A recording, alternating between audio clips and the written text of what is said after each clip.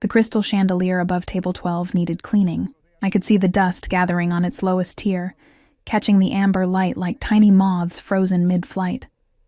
My manager would have my head if she noticed, but I'd been on my feet for 9 hours straight, and the dining room of Celestine, Manhattan's most exclusive French restaurant, showed no signs of emptying. My lower back throbbed with each step as I balanced the tray of dirty dishes. The sharp scent of leftover béarnaise sauce mixing with expensive perfume and cigar smoke that clung to the velvet drapes. The weight pulled at my shoulders, and I had to pause near the kitchen doors, pressing my spine against the cool wall for just a moment of relief. Through the small circular window, I could see Chef Maurice screaming at a sous chef in rapid French, his face crimson under the harsh fluorescent lights. I took a breath, deep, steadying, and pushed through. "Table 7 needs water," Margot hissed as she breezed past me, her sleek black uniform somehow still pristine, while mine had a small stain near the hip from when I'd dropped a fork during the dinner rush. And table 12 just arrived. VIP reservation. Don't mess it up. Table 12. The corner booth with the best view of the city skyline, reserved weeks in advance, and only for people whose names appeared in Forbes or Page 6. I glanced over as I set down my tray, and my hands went cold. The air seemed to thin in my lungs. Dante. He sat with his back to the wall, always with his back to the wall, wearing a black suit that probably cost more than 6 months of my rent. The fabric caught the light like oil on water, and even from across the room, I could see the sharp line of his jaw, the way his dark hair was swept back with that effortless precision that made him look like he'd stepped out of a Renaissance painting. 2 men flanked the booth, standing rather than sitting, their eyes constantly scanning the room with the predatory alertness of wolves guarding their pack leader. My chest constricted. The tray in my hands suddenly felt like it weighed 1,000 pounds. Across from him sat a woman who looked like she'd been assembled by a team of experts. Platinum blonde hair that cascaded in perfect waves, a dress the color of champagne that probably had a designer name I couldn't pronounce, and diamonds at her throat that caught the light with every breath she took. She laughed at something he said, touching his hand across the table, her red nails bright against his olive skin. I hadn't seen Dante Valenti in 3 years.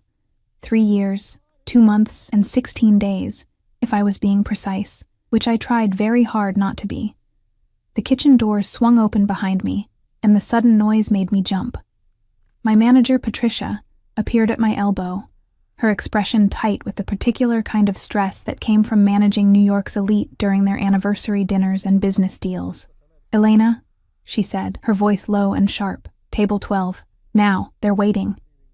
"I can't." My voice came out strangled. "Margot can take it. I'll cover her section." Patricia's eyes narrowed.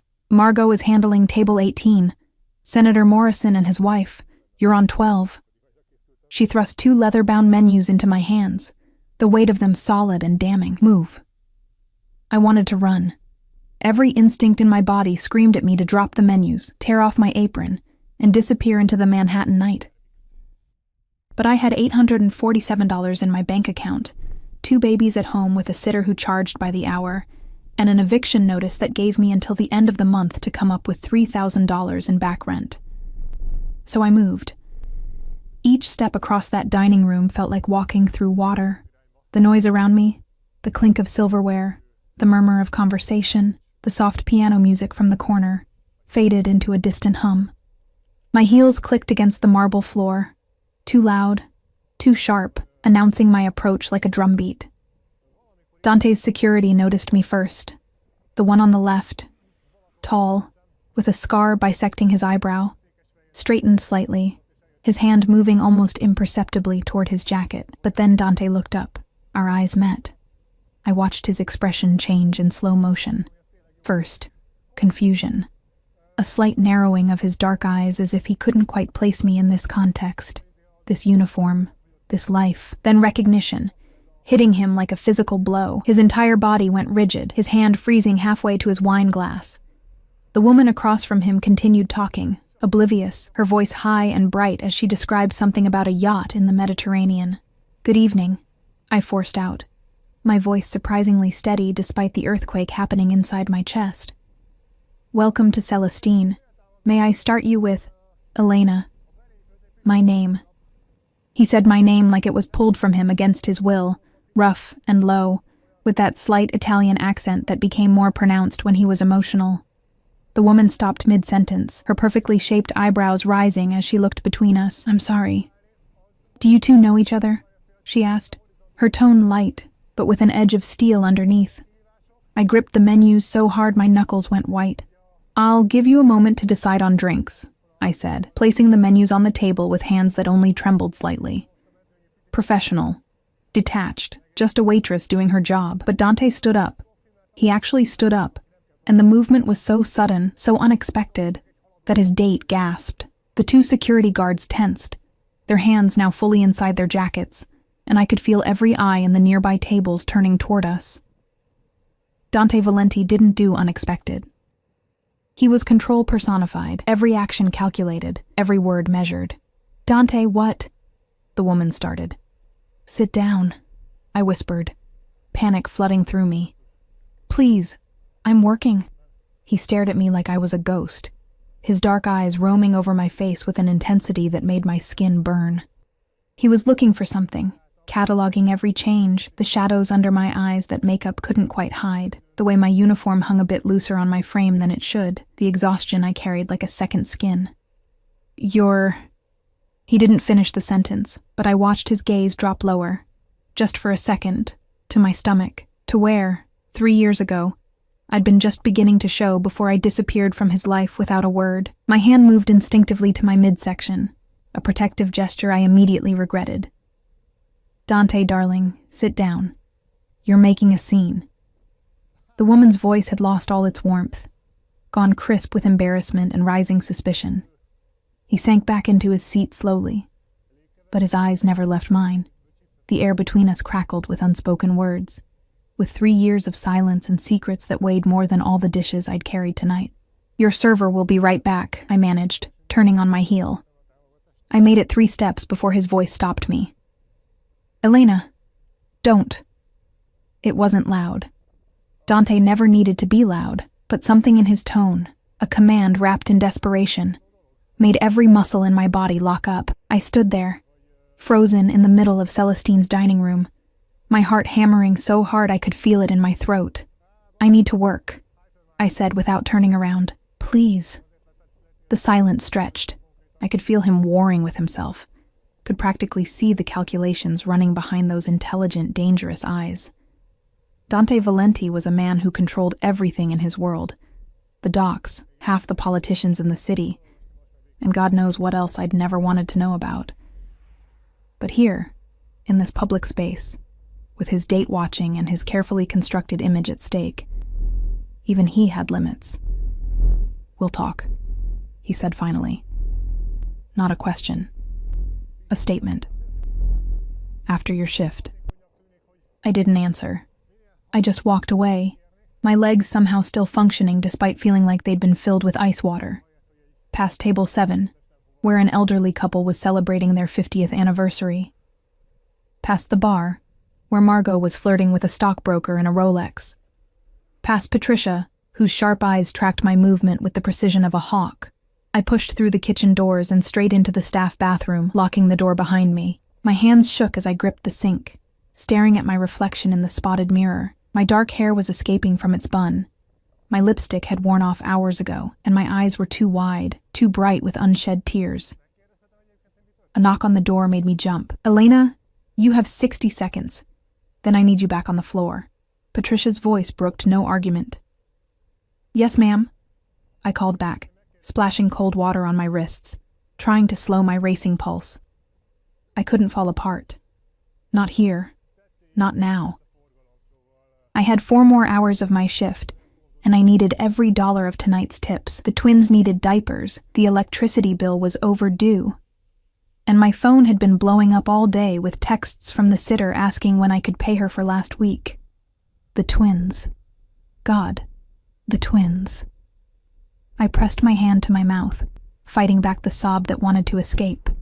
Lucas and Sophia, 2 years old, with their father's dark eyes and my stubborn chin.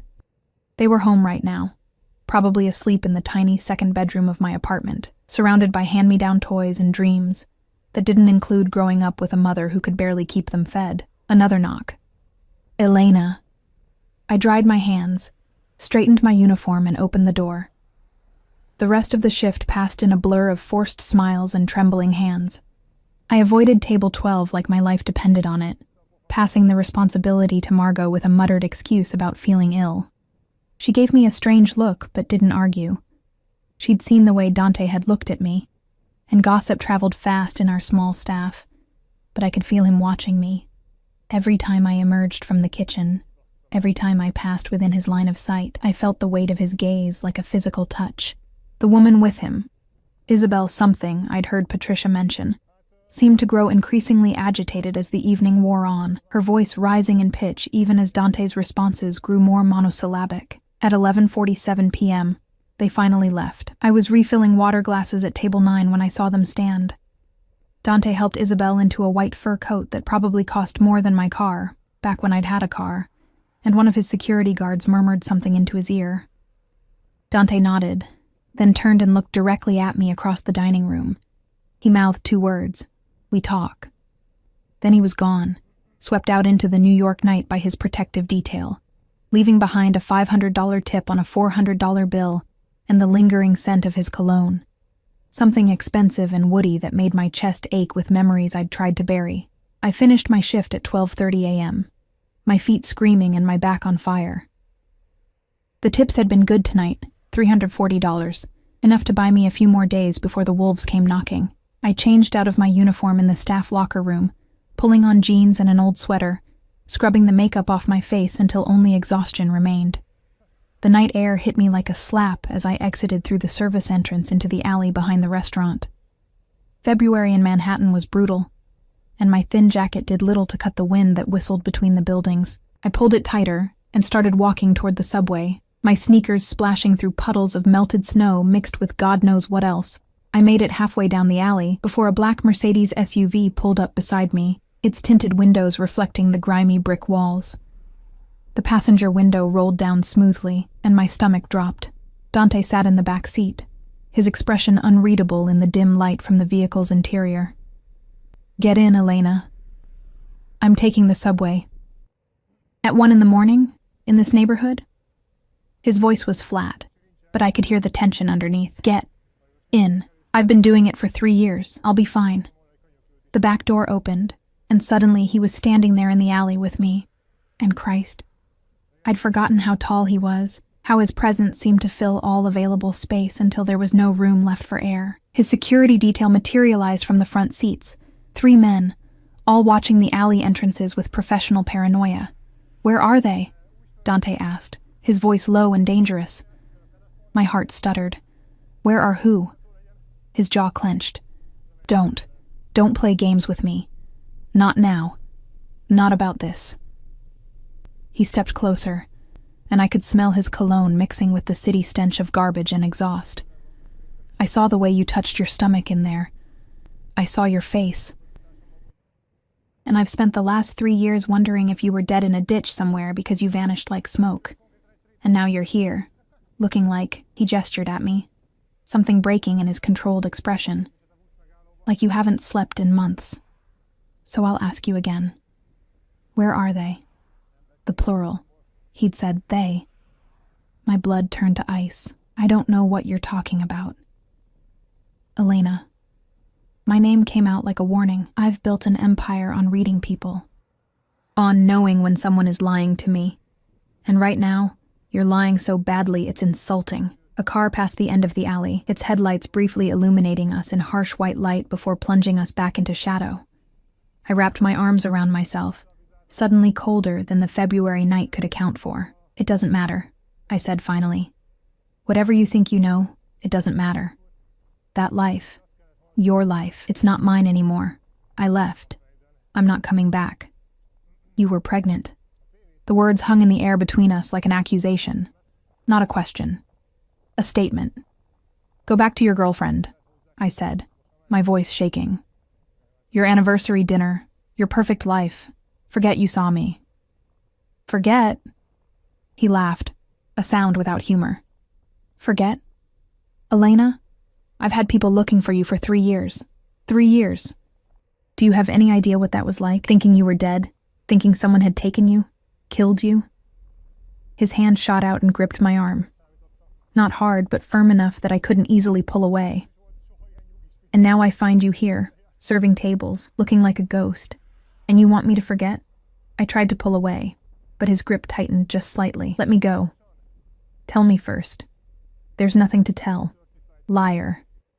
We stood there in a deadlock, his dark eyes boring into mine, searching for the truth I'd hidden for so long. And God help me, I wanted to tell him. Wanted to scream that yes, I'd been pregnant, that I'd left because his world was poison, and I wouldn't raise children in it, that Lucas had his eyes and Sophia had his stubborn streak, and every single day I saw his face in theirs, and it broke my heart all over again. But I also remembered the blood, the violence. The night I'd seen him kill a man in his own office, cold and efficient and terrible. The way he'd wiped the blood off his hands with a white handkerchief and kissed my forehead like nothing had happened. That was the night I knew I had to run. Please, I whispered, hating how my voice broke. Please just let me go. Something in my tone must have reached him because his grip loosened slightly. But he didn't release me. Give me your address. No. Elena? No. I wrenched my arm free, stumbling back a step. You don't get to do this. You don't get to walk back into my life and demand things. I left for a reason. What reason? His voice rose, frustration finally cracking through his control. I gave you everything you could have wanted, and you left without a word, without a trace, like I meant nothing. You meant too much. The words burst out of me before I could stop them. You meant too much, and your world was going to swallow me whole, and I couldn't. I stopped, pressing my hand to my mouth. I'd said too much, way too much. Dante went very still. In the distance, a siren wailed. One of his security guards murmured something into a radio, his eyes never leaving the alley entrance. Get in the car, Dante said quietly. I'll take you home. We'll talk there. Absolutely not. Then we talk here, in this alley, in the cold, for as long as it takes. He crossed his arms, and I knew that expression, immovable, implacable. A man who'd built an empire on never backing down. Your choice, Elena. My phone buzzed in my pocket. I pulled it out with shaking hands and saw a text from the sitter. Sophia is running a fever. Nothing serious, but wanted you to know. My heart clenched. I typed back quickly. Coming home soon. Give her the infant Tylenol in the kitchen cabinet. When I looked up, Dante was staring at my phone screen, his expression unreadable, but something had changed in his eyes. Something sharp and knowing and absolutely terrifying. Sophia, he said softly. That's a beautiful name. I shoved my phone back in my pocket. I have to go. I'm taking you. No. Elena. He stepped closer again, and this time there was something different in his voice. Something almost gentle beneath the steel. Let me take you home. Please. Just let me see that you get there safely. The exhaustion crashed over me all at once. 3 years of running, of surviving, of holding everything together with dental floss and prayers. My feet hurt, my back hurt, my soul hurt, and standing here in this freezing alley, staring at the man I'd loved and left and mourned, I simply didn't have the energy to fight anymore. Fine, I said, but you drop me at the corner, not at my door, and then you leave. He nodded once. Sharp and definitive. Agreed. The lie tasted bitter on my tongue, but I climbed into the Mercedes anyway, sinking into leather seats that probably cost more than my monthly rent. Dante slid in beside me, maintaining a careful distance, and the door closed with an expensive thunk that sealed us in together. The driver pulled out of the alley smoothly, and I gave him an address 3 blocks from my actual apartment. The interior of the car smelled like leather and Dante's cologne, and the heated seats were warm against my aching body. I leaned my head against the window, watching the city blur past, trying not to think about what I'd just agreed to, trying not to think about the fact that Dante Valenti now knew I had a child named Sophia, and wondering how long it would take before he figured out the rest. The silence in the car was suffocating. I kept my face turned toward the window. watching the city lights smear into watercolor streaks as we glided through Manhattan's late-night streets. My reflection in the glass looked like a stranger, pale, haunted, with eyes too large and a face that had lost the softness it once had. Behind that reflection, I could see Dante's profile, sharp and still as a statue, his jaw working like he was chewing on words he couldn't quite bring himself to speak. The driver navigated smoothly through traffic, and I noticed how the two security vehicles flanked us. One ahead, one behind. Even now, even for this, Dante traveled like a man at war, which I supposed he always was. "You look tired," he said finally, his voice cutting through the hum of the engine. I almost laughed. Tired. Such an inadequate word for the bone-deep exhaustion that had become my constant companion. I work 2 jobs. Tired comes with the territory. 2? Something dangerous flickered in his tone. Where else? A coffee shop in the mornings, 4 to 11. Then I go straight to Celestine. I didn't know why I was telling him this. Maybe because the dam had already cracked, and the truth was spilling out whether I wanted it to or not. His hand clenched into a fist on his thigh. "You work 19-hour days? Not every day. I get Sundays off from the coffee shop." I traced a pattern on the window with my finger. Anything to avoid looking at him directly. "It pays the bills. Mostly." "Jesus Christ, Elena. Don't." I turned to face him then, and the intensity in his dark eyes made my breath catch. "Don't you dare pity me. I made my choices. I'm living with them. Choices." He leaned forward slightly, and even that small movement felt predatory. "You call running away in the middle of the night a choice? Disappearing without a trace? Letting me think you were dead? I left a note." "A note?" His voice rose, controlled fury bleeding through. 3 sentences. "I can't do this anymore. Don't look for me, I'm sorry." That's what you call an explanation? The note had taken me 3 hours to write. I'd gone through dozens of drafts, each one longer, more honest, more revealing. But in the end, I'd settled for those 3 sentences because anything else would have made him come after me, and I'd needed him not to find me, for the baby's sake, for my own. "It was all I could give you," I said quietly. "It was nothing." He rubbed his hand over his face, and for the first time, I noticed the lines around his eyes that hadn't been there 3 years ago, the gray threading through his dark hair at the temples. "Do you know what I thought? When I came home and you were gone, when all your things were gone, and that fucking note was sitting on the counter?" I didn't answer. Couldn't. "I thought someone had taken you, thought it was a rival family, a message, a threat." His eyes locked onto mine. "I tore apart this city looking for you, called in every favor, threatened every contact. The Bratva, the Triads, the Italians upstate, everyone. I had men searching from Boston to Miami, and nothing. You'd vanished like you'd never existed." Guilt twisted in my stomach. "I'm sorry." "Sorry." He laughed, bitter and sharp. "You're sorry. Do you have any idea what the last 3 years have been like? Wondering every single day if you were suffering somewhere, if you needed help, if you were..." He stopped, his throat working. "If you were dead?" The car slowed, pulling up to a red light. The driver's eyes flicked to the rearview mirror, checking on his boss with the practiced concern of someone who'd served Dante for a long time. One of the security guards in the front passenger seat spoke quietly into his radio, coordinating with the vehicles around us. "I had to disappear," I said finally.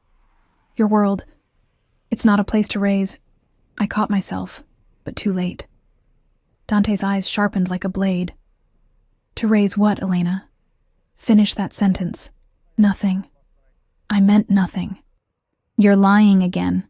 He shifted closer, and suddenly the spacious back seat felt tiny. "And you're not very good at it. You never were. Your left eye twitches when you lie. Did you know that?" I touched my eye automatically, hating that he remembered such small details about me. Hating that his presence still made my heart race the way it had when we'd first met, when I'd been a hostess at a different restaurant, and he'd walked in like he owned the world because, in many ways, he did. "The address you gave my driver," Dante continued, his voice dropping lower, "is for a bodega that's been closed for 6 months. I know because I own the building." Ice flooded my veins. You don't... I own half the real estate in this borough, Elena. Did you really think you could hide from me in my own territory? He leaned back, studying me with an expression I couldn't quite read. But I won't push. Not tonight. I'll have Marco drop you wherever you want to go, and I'll wait. Because something tells me you're going to need help soon. And when you do, you'll call me. I won't. You will. He pulled out his phone, the screen illuminating his face in harsh blue light. Because whatever reason you had for leaving, whatever you're protecting, it's eating you alive. I can see it. You're drowning, and you're too stubborn to grab the life raft. The car turned onto a street I actually recognized, still 3 blocks from my apartment, but close enough that I could walk the rest. Here, I said quickly. Stop here. Marco, the driver, glanced at Dante in the rearview mirror, waiting for confirmation. Dante studied me for a long moment, then nodded. The car pulled smoothly to the curb, and the security detail adjusted their positions accordingly. Thank you for the ride, I said, reaching for the door handle. Dante's hand shot out, catching my wrist. Not hard, not painful, but firm enough to stop me. Take this. He pressed something into my palm, a business card with a phone number embossed in black. This is my private line, not the office, not the business. Me. You call this number day or night, and I answer. I don't need... Take it anyway. His thumb brushed across my pulse point, and I knew he could feel how fast my heart was racing. Please. The please broke something in me. Dante Valenti didn't say please. Not to enemies. Not to allies. Not to anyone. But he'd said it to me twice tonight, and both times it had felt like a crack in armor I hadn't realized he was wearing. I closed my fingers around the card. Goodbye, Dante. Not goodbye. His grip loosened but didn't release. Never goodbye. Not with you. I pulled my hand away and stumbled out of the car, my legs unsteady on the cracked sidewalk. The February wind cut through my thin jacket, and I hunched against it, wrapping my arms around myself. Behind me, I heard the car door close, but the Mercedes didn't pull away. I could feel Dante watching through the tinted windows as I walked, my shadow stretching long and thin under the streetlights. I didn't look back. If I looked back, I'd break. 3 blocks felt like 3 miles. My feet ached, my back throbbed, and every step was an exercise in not collapsing. But I made it to my building, a 5-story walk-up with peeling paint and a front door that didn't quite lock properly. I climbed the stairs to the 3rd floor, each step an agony, and finally reached apartment 3C. The door opened before I could turn my key. Mrs. Chen stood there, all 4'11" of her, holding a sleeping Sophia in her arms. My daughter's dark curls were plastered to her forehead with sweat, her cheeks flushed with fever, and my heart clenched so hard it hurt. Fever broke about an hour ago, Mrs. Chen whispered in her heavy accent. She's sleeping good now. Lucas, too. He in the bedroom. Thank you so much. I took Sophia carefully, cradling her warm weight against my chest. She stirred slightly, making a small sound, and settled back into sleep. I'm so sorry I'm late. Let me get your money. Tomorrow is fine. Mrs. Chen patted my arm with wrinkled hands. You look dead on feet. Sleep first, pay tomorrow. Mrs. Chen, I can't keep asking you to wait. Shh. Tomorrow. She shuffled past me into the hallway, moving with the careful precision of her 78 years. Those babies need mother who sleeps, not mother who falls down. The door closed behind her, and I was alone with my daughter in the tiny apartment that smelled like the chicken nuggets I'd cooked for the twins' dinner and the lavender spray I used to mask the lingering scent of mildew from the bathroom. I carried Sophia into the bedroom we all shared, me in the double bed, the twins in their cribs that were really too small for them now, but were all I could afford. Lucas was sprawled on his back, arms flung wide, his chest rising and falling with the deep breathing of innocent sleep. He had a small Band-Aid on his knee from where he'd fallen at the park 2 days ago, and one of his toy trucks was clutched in his hand. They looked like their father, both of them. The same dark hair, the same olive skin, the same impossibly long lashes that I'd traced with my fingers when they were newborns, and I'd been terrified and alone and wondering how the hell I was going to survive. I laid Sophia in her crib, pulling the thin blanket up to her chin.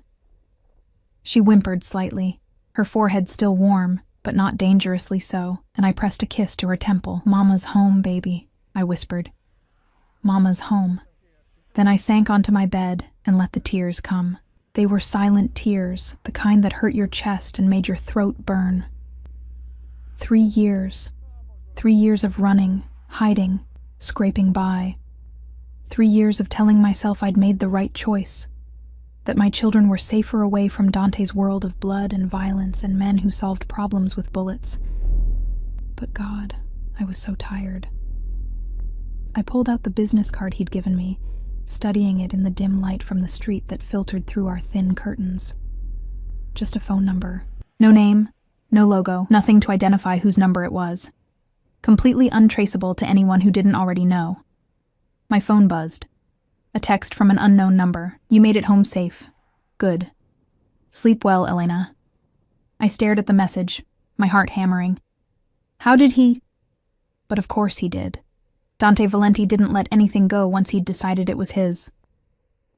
And despite 3 years of absence, despite my desperate attempts to erase myself from his life, he'd just proven that I'd never really escaped at all. I typed back, "Don't contact me again." The response came immediately. Can't promise that. Sweet dreams. I turned off my phone and shoved it under my pillow, as if that could somehow block him out. But I could still feel him out there. Somewhere in the city. Probably in his penthouse overlooking Central Park, surrounded by luxury and power, and the kind of security that came from being the most dangerous man in New York. Sleep came eventually, but it was fitful, filled with dreams of dark eyes and expensive cologne and the sound of gunshots echoing through marble hallways. I woke to Lucas screaming, not crying, screaming. The high-pitched, terrified sound of a child who'd woken from a nightmare and didn't understand where he was. I bolted upright, my heart in my throat, and found him standing in his crib with tears streaming down his face. "Mama! Mama!" "I'm here, baby. I'm here." I scooped him up, and he wrapped his arms and legs around me like a koala, his whole body shaking with sobs. "Shh, it's okay. Just a bad dream. Just a dream. Monster." He hiccuped against my neck. "Big monster. Teeth." "No monsters here, I promise. Mama won't let any monsters get you." I rocked him slowly, rubbing circles on his back the way I had since he was an infant. Sophia stirred in her crib but didn't wake, her fever clearly gone based on the normal temperature of her skin when I checked. The apartment was dark except for the streetlight glow, and when I checked my phone it read 6:47 a.m. I'd slept for maybe 5 hours, and my body felt like it had been hit by a truck. But Lucas was calming down, his sobs turning to hiccups, and I couldn't go back to sleep now anyway. "Hungry?" I asked him. He nodded against my shoulder, his dark hair tickling my chin. I carried him to our tiny kitchen, really just a galley with a 2-burner stove and a refrigerator that made concerning noises, and set him in his booster seat at our small table. The cabinet revealed the last of the Cheerios, enough for one small bowl. I'd have to buy more today, which meant dipping into the tip money I'd earmarked for the electric bill. The math was always impossible. Every dollar pulled in 3 directions, and somehow I was always coming up short. I poured the Cheerios and added milk that was dated 2 days ago, but smelled fine, then set it in front of Lucas. He dug in with his hands, shoveling cereal into his mouth with the messy enthusiasm of a 2-year-old, and despite everything, despite the exhaustion and the fear and the impossible situation I'd found myself in, I smiled. This was why I'd left. These moments of simple morning chaos, of Cheerio-covered faces and sticky fingers and laughter untainted by violence. This was what I was protecting. My phone buzzed on the counter, another text from the unknown number. "Good morning. Eat something. You looked too thin last night." I stared at the message. Anger and something else, something I didn't want to name, twisting in my chest. I typed back furiously, "Stop. Texting. Me. Can't. Thinking about you. Think about your girlfriend instead." "She's not my girlfriend. Business arrangement. Her father needed a show of alliance. Anniversary dinner was for his benefit. I shouldn't engage. I knew I shouldn't. But my fingers moved anyway. None of my business. Everything about you is my business." Always was. Always will be. I turned off my phone and shoved it in a drawer, my hands shaking. Sophia started crying from the bedroom, her wake-up wail that meant she needed a diaper change and food, in that order. I left Lucas with his cereal and went to get her, going through the familiar morning routine on autopilot. Change diaper, wipe face, find clean clothes that weren't stained, make breakfast, clean up spills, referee tiny arguments, check temperatures, administer medicine, kiss boo-boos, sing songs, play trucks, build blocks, all while planning how to make $340 in tips stretch to cover rent, electricity, diapers, formula, groceries, the sitter, and the subway card that was almost empty. By 8:30 a.m., I had both twins fed, dressed, and ready for Mrs. Chen, who watched them while I worked my coffee shop shift. By 8:45, we were out the door, me carrying Sophia while Lucas held my hand, his little fingers sticky with syrup from the frozen waffles I'd made for breakfast. Mrs. Chen met us at her apartment on the second floor, her face lighting up when she saw the twins. They adored her, running to her with the kind of uncomplicated joy that children had for people who showed them consistent kindness. "You look terrible," Mrs. Chen said bluntly as I handed over Sophia. "Not sleeping?" "I'm fine." "Lying makes wrinkles worse." She bounced Sophia on her hip. "Go. Work. Make money. Come back tonight. We talk about payment plan, yes?" "Mrs. Chen. Go. Children are fine with Auntie Chen." I kissed both twins goodbye, breathing in their baby shampoo smell, trying to memorize every detail of their faces like I did every morning. Then I left, hurrying down the stairs and out into the February cold, heading for the subway that would take me to the coffee shop in Midtown, where I pulled espresso shots and smiled at customers who didn't tip and complained that their lattes were too hot, or too cold, or too foamy, or not foamy enough. The N train was packed with morning commuters, and I stood pressed between a man reading the Financial Times and a woman applying makeup with the precision of a surgeon. My feet already hurt from last night, and I closed my eyes, trying to center myself for the 7-hour shift ahead. The coffee shop was hell. The machine broke twice. There was a rush of tourists who didn't understand how to order, and my manager yelled at me for taking too long on my break when I'd been in the bathroom, trying not to vomit from exhaustion and stress. By the time my shift ended at 11, I had $23 in tips, and a headache that felt like someone was driving nails through my skull. I checked my phone as I left through the back door. 47 missed calls, all from the same unknown number. And one text. "Answer your goddamn phone, Elena." My hands went cold. Something was wrong. Dante didn't panic. Dante didn't make 47 calls unless... I called him back. He answered before the first ring finished. "Where the hell have you been?" "Working." "What's wrong?" "Get to the corner of 5th and 53rd. Now." "Why? What happened?" "Just do it. 5 minutes, Elena. Don't make me come find you." The line went dead. My heart hammered against my ribs as I ran toward the intersection, my worn sneakers slapping against the sidewalk. 5th and 53rd was 2 blocks away, and I covered it in record time, my breath coming in harsh gasps, my mind spinning through terrible possibilities. The twins. Something had happened to the twins. I rounded the corner and stopped dead. A black Mercedes SUV sat at the curb, the same one from last night. But this time, the back door was open, and Dante stood beside it, his expression carved from stone. He wasn't alone.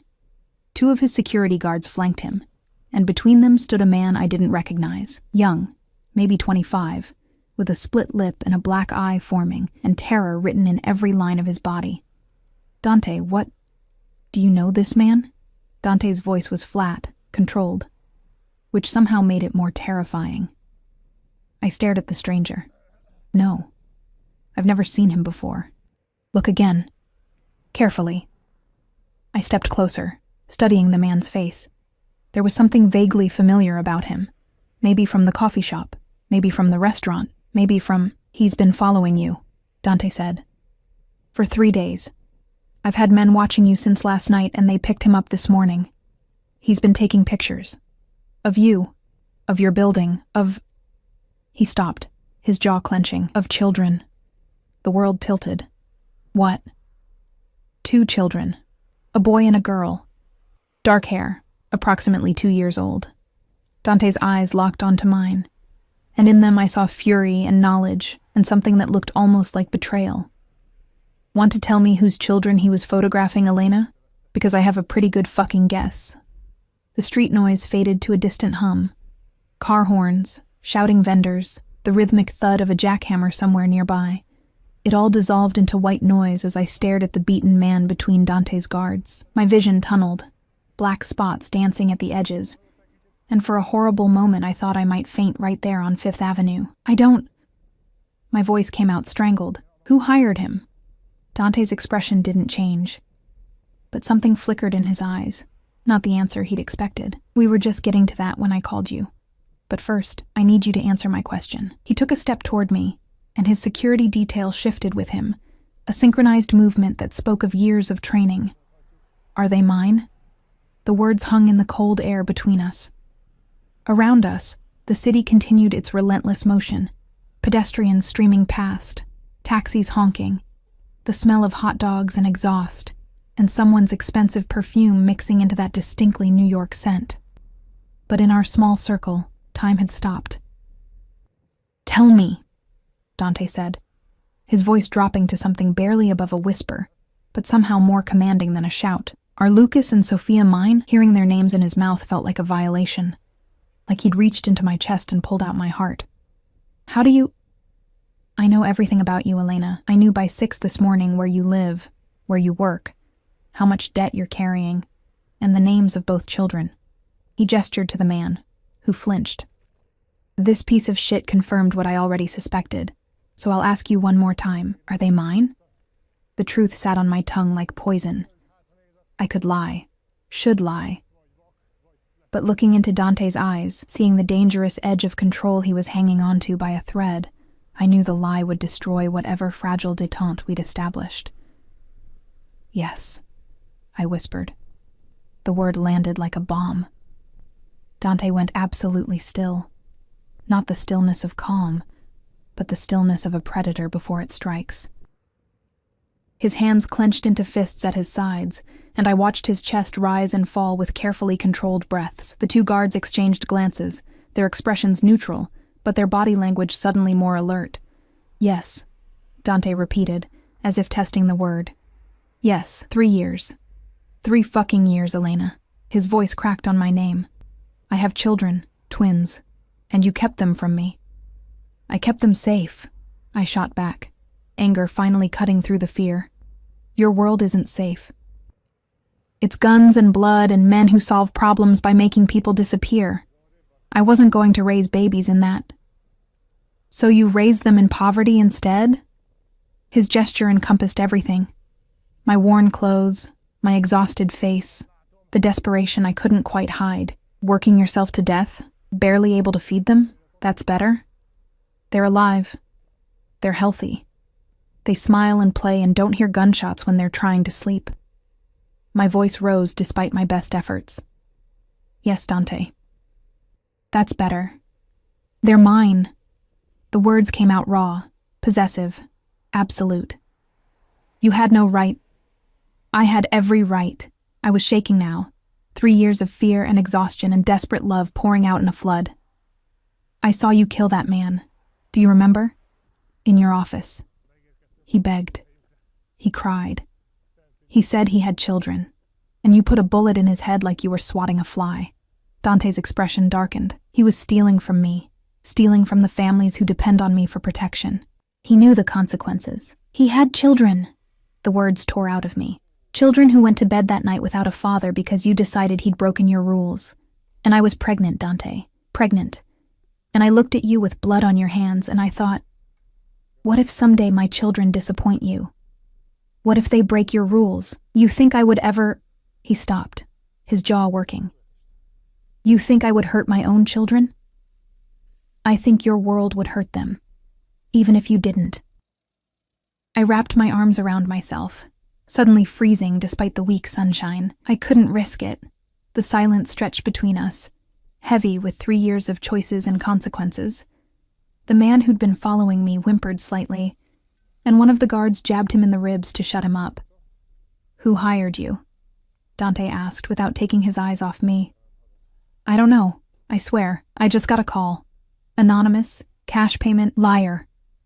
Dante's hand moved in a sharp gesture, and the guard on the left pulled out a gun, pressing it to the man's temple with casual efficiency. Last chance. Who hired you to follow her, to photograph my children? My children. He'd said it so naturally, claimed them with 2 words like it was already fact. Marco Tessio. The man's voice cracked, terror making him shake. Marco Tessio hired me.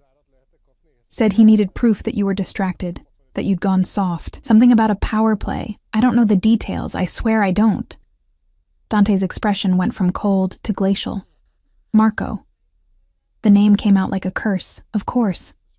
He's been pushing for months, questioning my decisions, rallying the younger soldiers. He looked at his head of security, a man I vaguely recognized from 3 years ago named Victor. Find him, bring him to the warehouse, and spread the word. Meeting tonight, all captains, no exceptions. It's time to remind people why they don't cross me.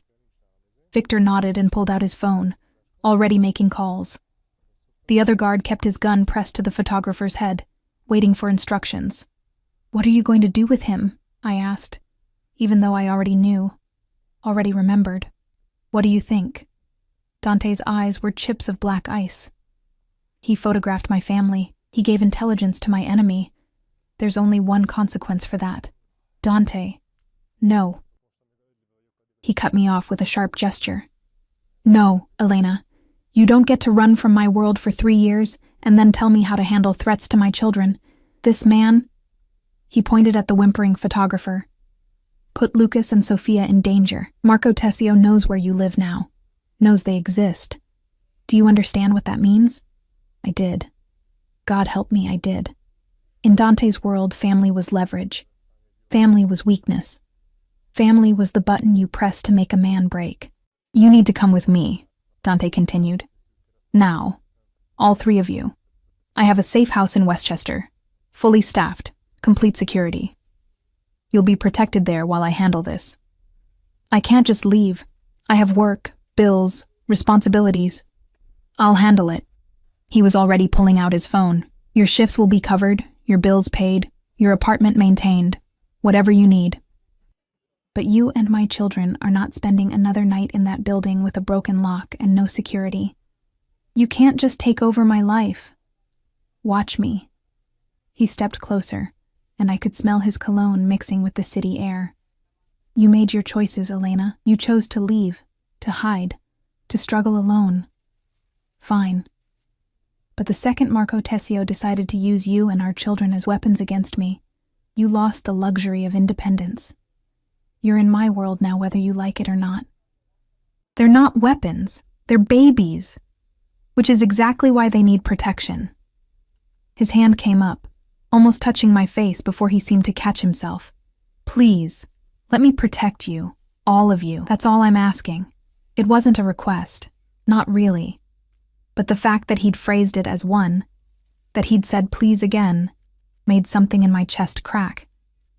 For how long? I asked quietly. Until Marco is handled and I've made it clear what happens to anyone who threatens my family. His eyes searched mine. A few days, maybe a week. And then? Then we figure out the rest, together. He pulled out his phone, typing quickly. I'm sending a car to your building. Victor will escort you. Pack whatever you need for the twins. Clothes, toys, medicine. Don't worry about anything else. Mrs. Chen. I'll have someone explain to Mrs. Chen and pay her for her time, generously. He was already moving, his security detail falling into formation around him. The car will be there in 20 minutes. Be ready. Dante, wait. But he was already getting into the Mercedes, the photographer being shoved in after him, and I knew with absolute certainty that the man wouldn't be seen alive again. The door closed, and the vehicle pulled into traffic, flanked by its escorts, disappearing into the Manhattan chaos.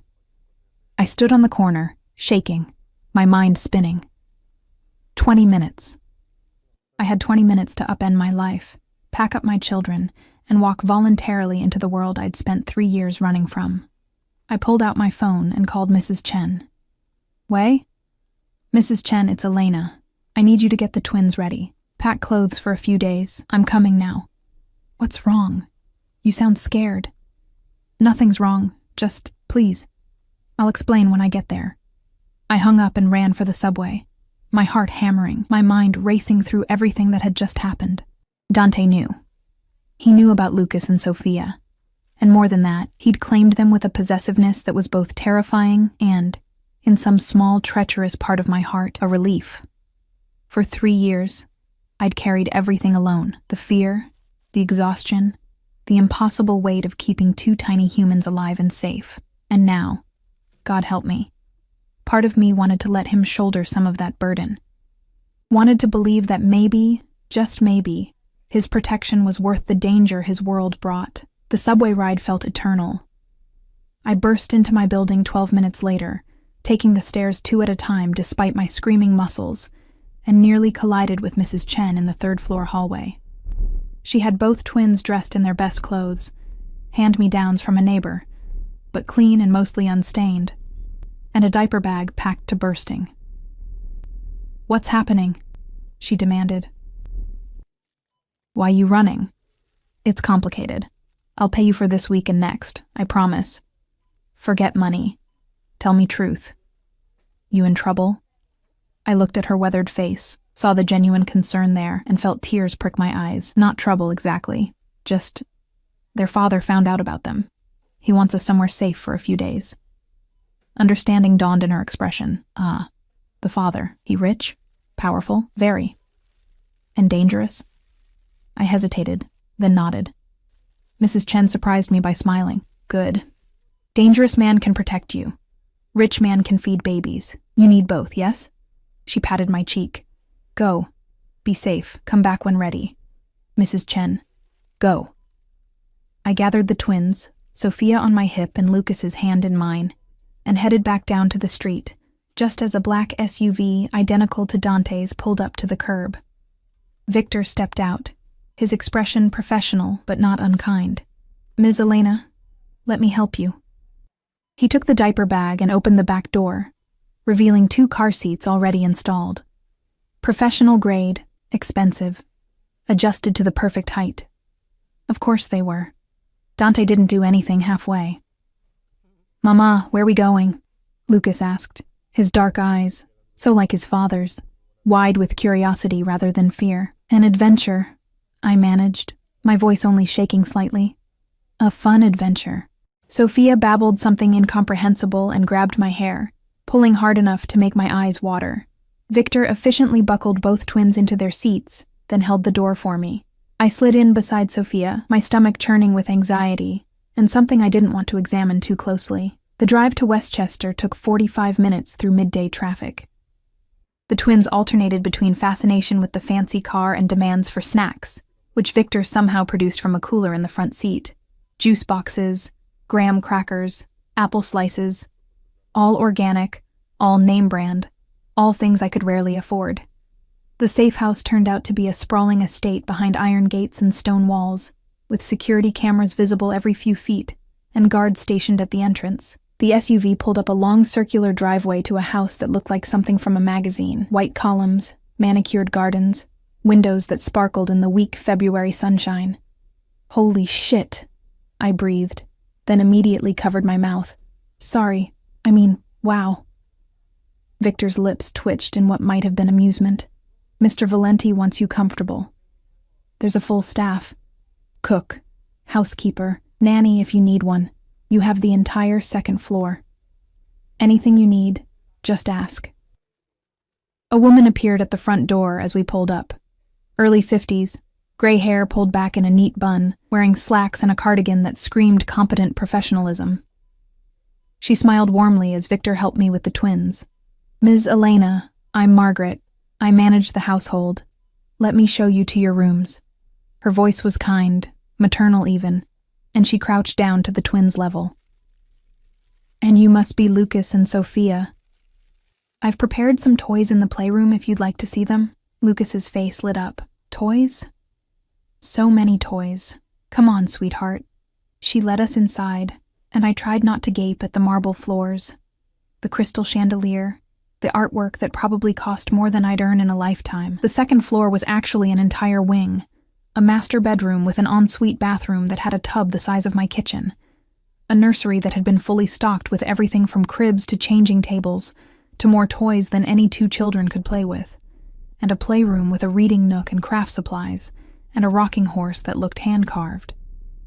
"This is too much," I said faintly. Mr. Valenti was very specific about his requirements.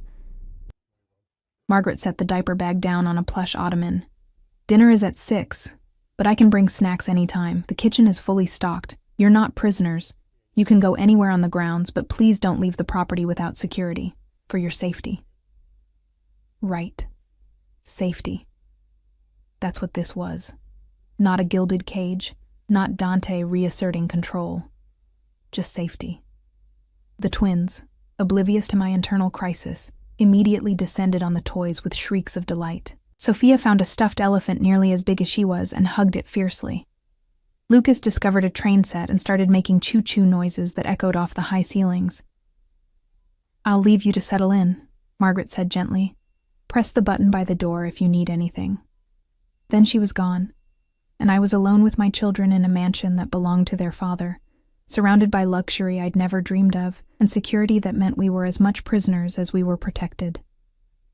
I sank onto the floor next to Lucas, watching him play with the trains, and tried not to think about how easily Dante had upended my entire life in less than 24 hours.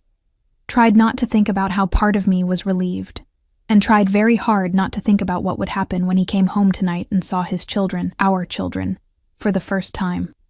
The call came at 4:37 p.m. I was giving the twins a bath in the enormous tub, Sophia covered in bubbles and Lucas trying to make a beard out of soap, when my phone buzzed on the counter. Dante's private number flashed on the screen. I stared at it for 3 rings before answering. "Hello? Are you settled?" His voice was rough, strained in a way I'd never heard before. "Yes. The house it's incredible. Thank you." "Good. I'll be there by 7. Marco has been handled." Handled. Such a neutral word for what I knew it meant. "Dante, I need to see them, Elena." The strain intensified. "I need to see my children. Please don't fight me on this." The please again. It undid me every time. "They're here. They're safe. We'll be here when you arrive." A long exhale, like he'd been holding his breath. "Thank you. I'll see you soon." He hung up, and I stared at my phone, my hands shaking slightly. In 3 hours, Dante Valenti would meet his children, would see what we'd made together, what I'd been hiding for 3 years. Would see how much they looked like him. I dressed the twins in the new clothes Margaret had somehow procured, soft cotton outfits that actually fit, unlike the hand-me-downs I usually wrestled them into. Combed their dark curls, still damp from the bath. Sophia kept trying to eat the brush, and Lucas insisted on wearing his favorite truck shirt under the new sweater, and the normalcy of these small battles helped steady my nerves. At 6 Maome, Margaret brought dinner to the playroom, chicken nuggets and mac and cheese for the twins, and a club sandwich for me that I couldn't even think about eating. My stomach was in knots, my mind spinning through 1,000 possible scenarios of how this evening could go wrong. At 6:47, I heard cars on the gravel driveway, multiple vehicles, the crunch of tires on stone. My heart kicked into overdrive. At 6:52, I heard voices in the foyer below. Dante's voice, low and commanding, giving instructions to someone. At 6:53, footsteps on the stairs.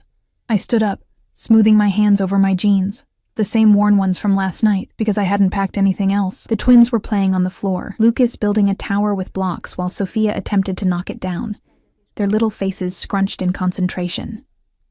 The door opened. Dante stood in the doorway, still wearing his suit from this morning, but with the tie loosened and the top button undone. His hair was disheveled like he'd been running his hands through it, and there were shadows under his eyes that spoke of stress and sleeplessness. But his gaze went straight to the twins and stayed there. I watched his face as he saw them for the first time, really saw them. His children, his blood, his legacy. Something broke in his expression, something fundamental and raw and utterly defenseless. He took a step into the room, then another, moving slowly like he was afraid they'd vanish if he moved too fast. "Lucas," he said softly. "Sophia." Lucas looked up at the sound of his name, and his eyes, Dante's eyes, widened. "Mama, who that?" I crouched beside him, my heart in my throat. That's your daddy, baby. He's been away for a while, but he's here now." "Daddy?" Lucas looked confused, then curious. "You have trucks?" And just like that, Dante Valenti, notorious crime boss, feared by half of New York's underworld, capable of ending lives with a word, laughed. It was a broken, incredulous sound, but it was genuine. "I can get trucks," he said, his voice rough. "All the trucks you want." He knelt on the floor, his expensive suit pants on the playroom carpet, not caring about wrinkles or dirt. And I watched my children meet their father for the first time. Watched Sophia toddle over to him with her stuffed elephant, offering it up like a gift. Watched Dante take it with hands that had pulled triggers and signed death warrants, but now trembled slightly as they accepted a toy from his daughter. "Thank you, sweetheart," he whispered. "It's beautiful." And I realized, watching him look at them with an expression of such profound wonder and love, that it hurt to witness, that everything had just changed. There was no going back from this moment.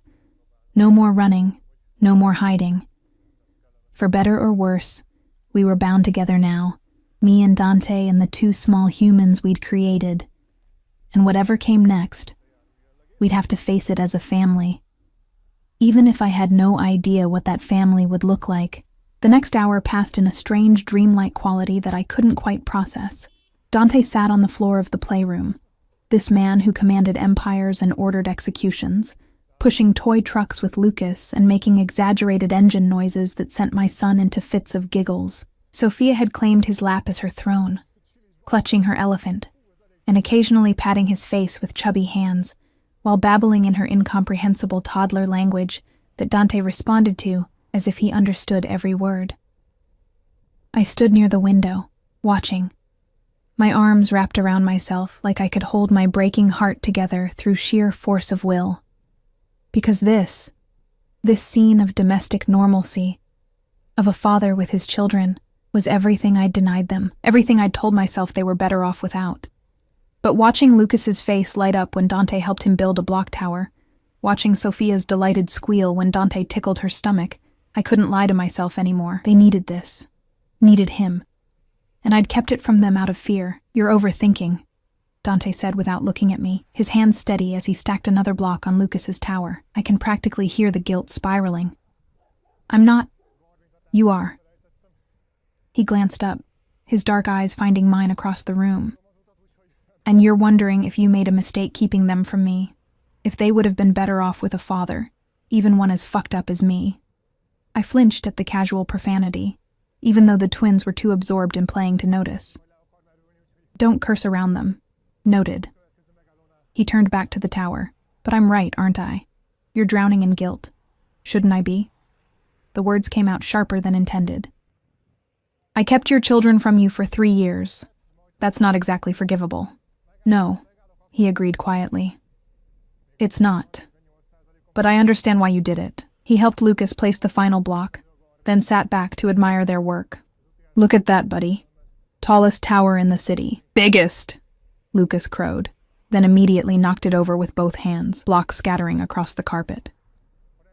He dissolved into laughter, and Dante laughed with him, the sound rich and genuine, and so different from the cold, controlled man I'd seen kill someone in his office 3 years ago. Sophia started fussing, rubbing her eyes with tiny fists, and I recognized the signs immediately. She's tired. It's past their bedtime. Dante checked his watch, a Patek Philippe that probably cost 6 figures, and looked surprised. "It's only 7:30. They're 2. 7:30 is late for them." I moved to scoop up Sophia, but Dante was faster, lifting her with a confidence that surprised me. She settled against his chest immediately, her head dropping to his shoulder, and something in my chest twisted painfully at the sight. "Show me their room," he said. "I'll help." "You don't have to." "I want to." His eyes met mine, and there was something fierce in them. 3 years, Elena. I've missed 3 years of bedtimes and first words and first steps. Let me have this one. I couldn't argue with that, couldn't argue with the raw need in his voice. So I gathered Lucas, who protested sleepily that he wasn't tired even as he yawned, and led Dante to the nursery Margaret had prepared. It was perfect, of course. 2 cribs with soft mattresses and clean sheets, a changing table stocked with diapers and wipes, a rocking chair by the window, and a nightlight that cast soft stars across the ceiling. The room smelled like baby powder and lavender. And suddenly I was exhausted, bone-deep exhausted in a way that went beyond physical tiredness. "I've got her," Dante said softly, already moving to the changing table. "Walk me through it?" I stared at him. "You want to change her diaper? Is that so surprising?" He laid Sophia down gently, and she whimpered but didn't fully wake. "I'm their father. I should know how to do this." So I taught Dante Valenti, crime lord, killer, feared by men twice his size, how to change a diaper. Walked him through the wipes and the cream and the clean diaper, and tried not to laugh when he fumbled with the tabs and had to start over.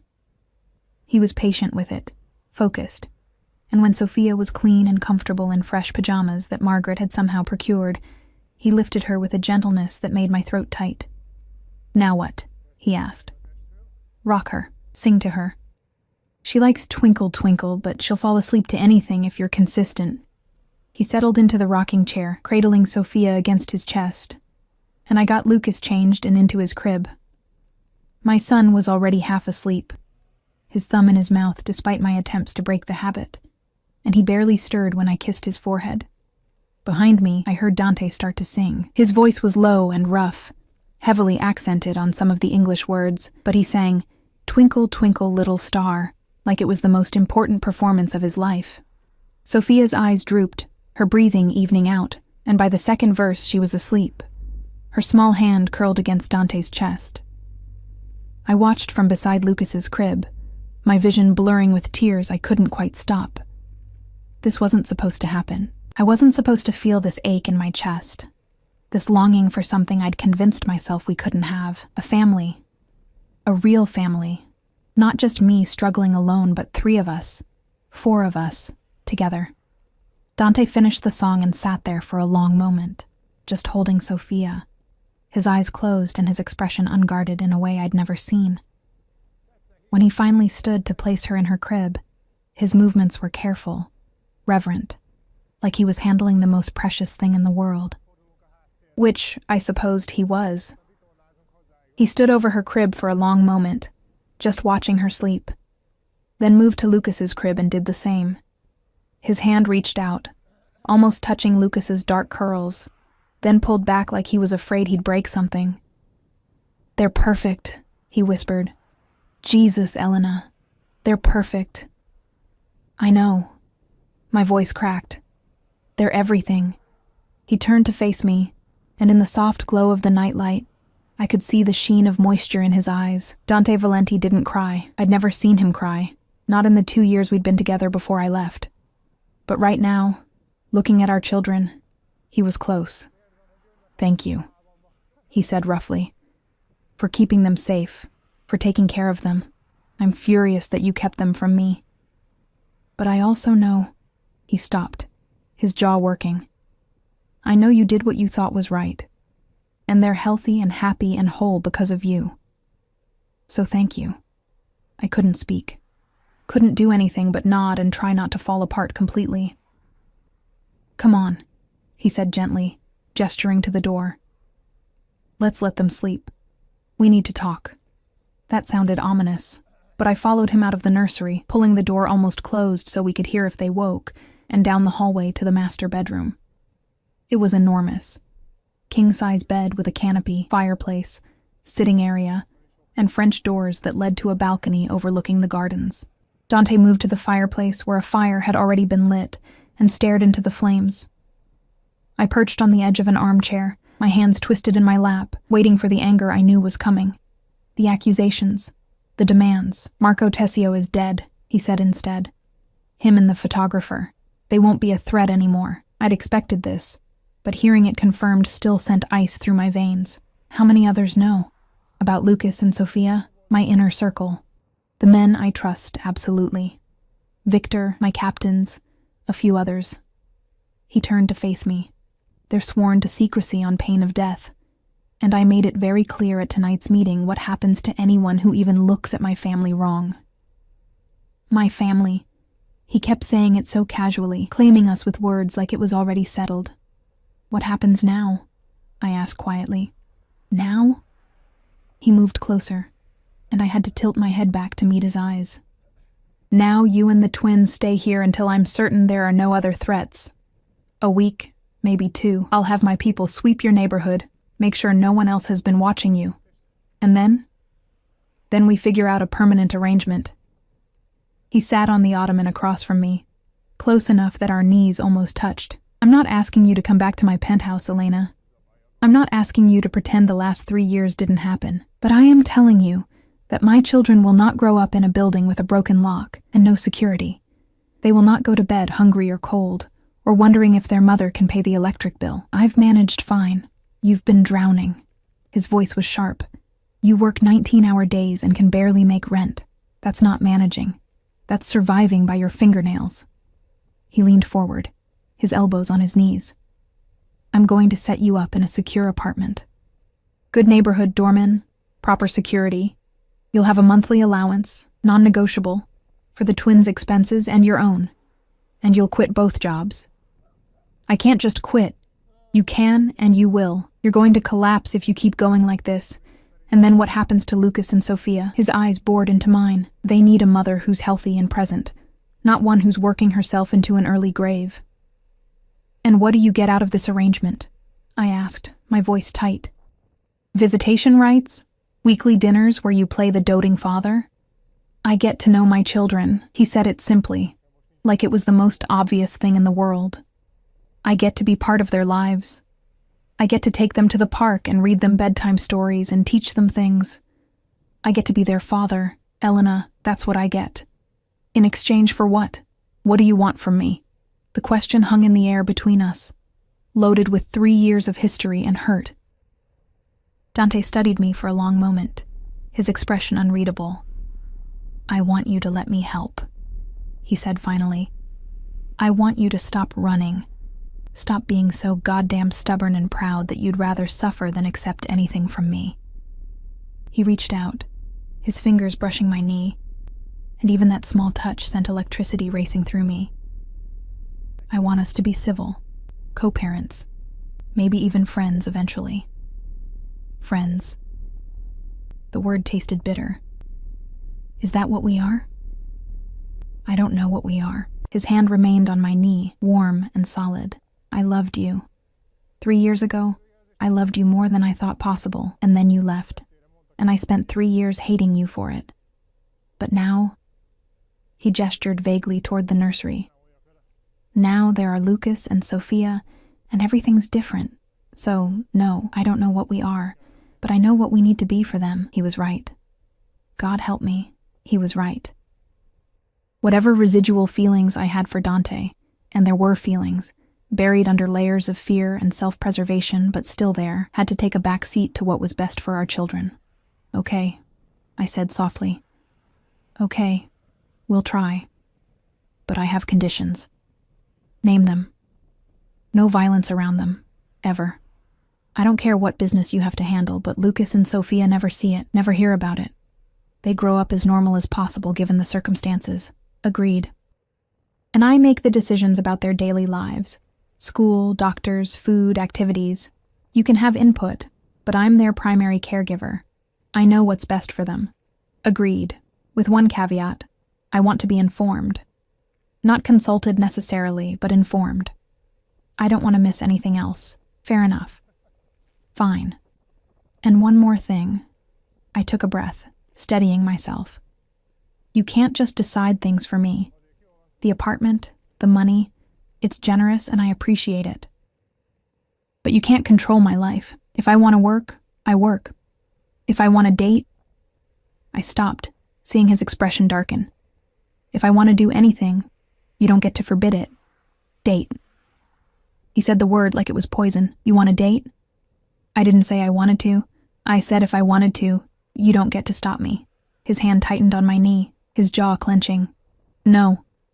Excuse me? No. He stood abruptly, pacing to the fireplace and back. You can work if you want, go where you want, do what you want. But dating? Bringing men around my children? Absolutely not. That's incredibly hypocritical, considering you had a date last night. That wasn't a date. That was business. Isabel's father controls the shipping unions, and I needed his cooperation. He stopped in front of me, his eyes blazing. There's no one, Elena. There hasn't been anyone since you left. Do you understand? 3 years, and I couldn't even look at another woman because all I saw was you. The confession hit me like a physical blow. Dante? So no. You don't get to date. You don't get to bring strange men into my children's lives. You want a relationship? You have one. With me.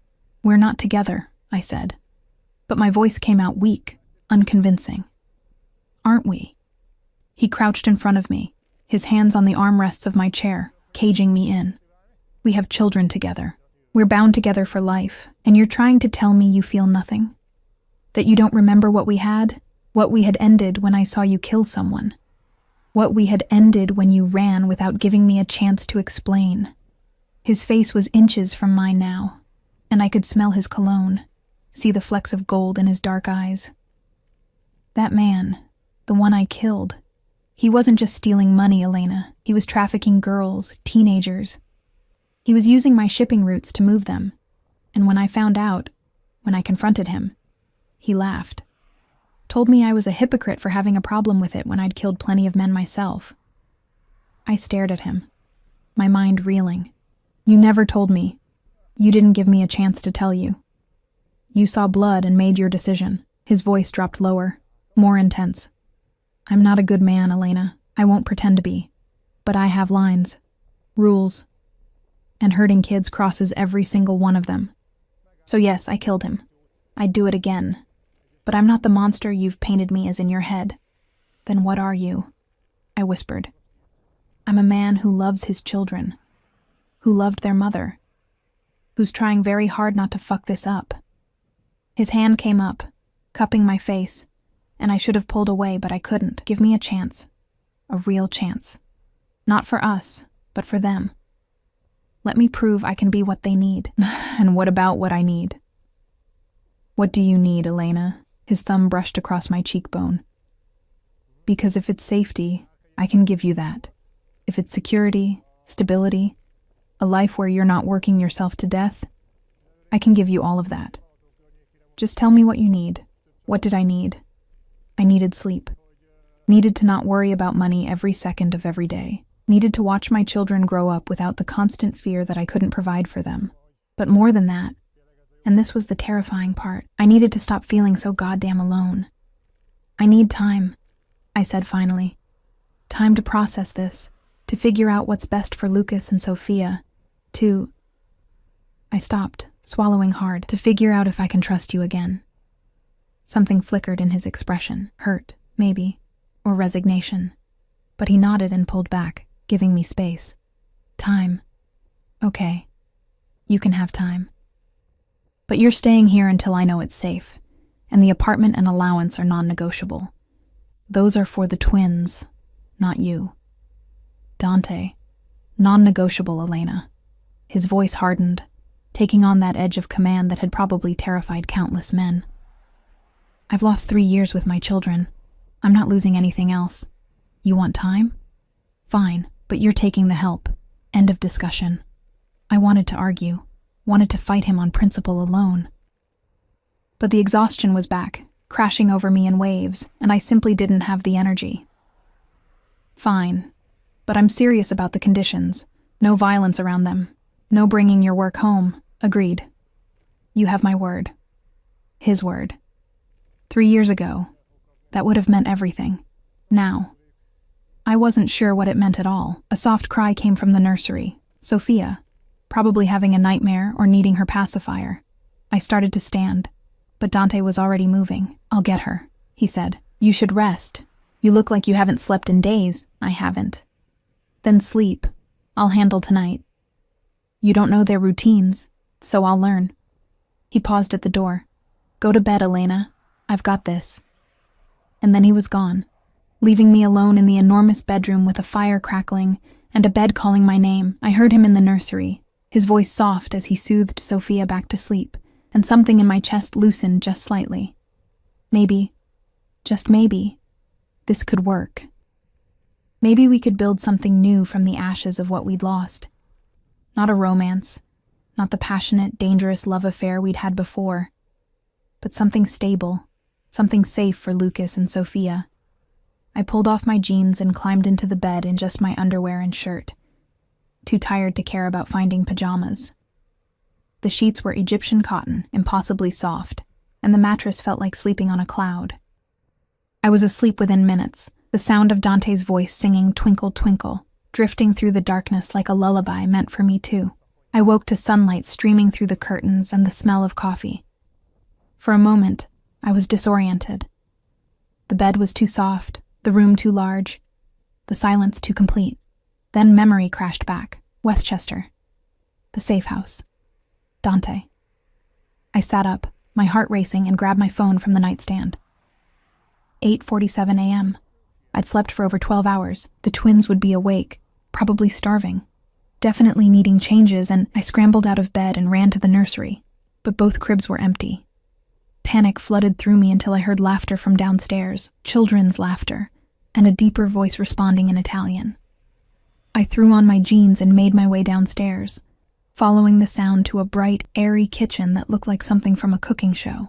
And there, at a large wooden table, sat Dante with Lucas on one side, and Sophia in a high chair on the other. They were eating pancakes shaped like animals, elephants and giraffes, and what might have been a very abstract lion, and Lucas was covered head to toe in syrup. Dante looked up when I entered, and something soft crossed his face. "Good morning. I was about to wake you, but you needed the sleep.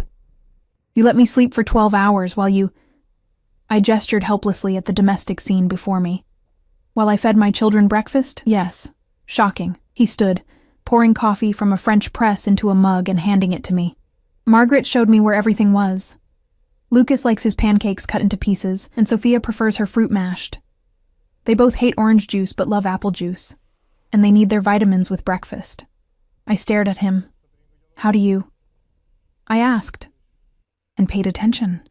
He moved back to the table, wiping syrup off Lucas's chin with practiced ease that seemed impossible for someone who'd met his children less than 24 hours ago. They're not that different from running a complex organization. You identify needs, establish routines, and adjust when necessary. You did not just compare parenting to running the Mafia. Why not? Both require patience, strategy, and the ability to negotiate with tiny terrorists. He grinned. Actually grinned. And my heart did something complicated in my chest. This was dangerous. This easy domestic scene, this version of Dante who sang lullabies and made animal pancakes and looked at our children like they'd hung the moon. This was the man I'd fallen in love with 3 years ago, the one I'd seen glimpses of between the violence and the danger. And I couldn't let myself forget that the violence was still there, lurking beneath the surface, no matter how charming he appeared in this moment. But watching him help Sophia drink from her sippy cup, his large hands gentle and sure, I couldn't quite remember why I'd been so certain that keeping them apart was the right choice. Maybe love wasn't simple. Maybe it was messy and complicated and filled with contradictions. Dangerous and safe. Wrong and right all at once. And maybe, just maybe, we could find a way to make it work anyway. The days that followed fell into a rhythm I hadn't expected, domestic and surprisingly normal, despite the armed guards patrolling the perimeter and the bulletproof glass in every window. Dante came every morning before the twins woke, often bringing breakfast from whatever bakery had caught his attention, and stayed until they went down for their afternoon nap. Then he'd disappear to handle whatever dark business required his attention, returning in the evening for dinner and bedtime routines. He never talked about the work, never brought it into the house, and true to his word, there was no violence, no blood, no reminders of the world that existed beyond these gates. It was almost easy to pretend we were normal. By the 5th day, I'd stopped flinching when he walked into a room. By the 7th, I'd stopped monitoring his every interaction with the twins, trusting that he wouldn't hurt them, intentionally or otherwise. And by the 10th day, I'd stopped lying to myself about the ache in my chest every time he smiled at Lucas or made Sophia giggle. I was falling for him again, or maybe I'd never stopped. It was late afternoon on day 12 when everything shifted. The twins were napping, and I was curled up in the library, an actual library with floor-to-ceiling books and a rolling ladder, reading something mindless and trying not to think too hard about my situation. The apartment Dante had secured was ready. He'd shown me pictures.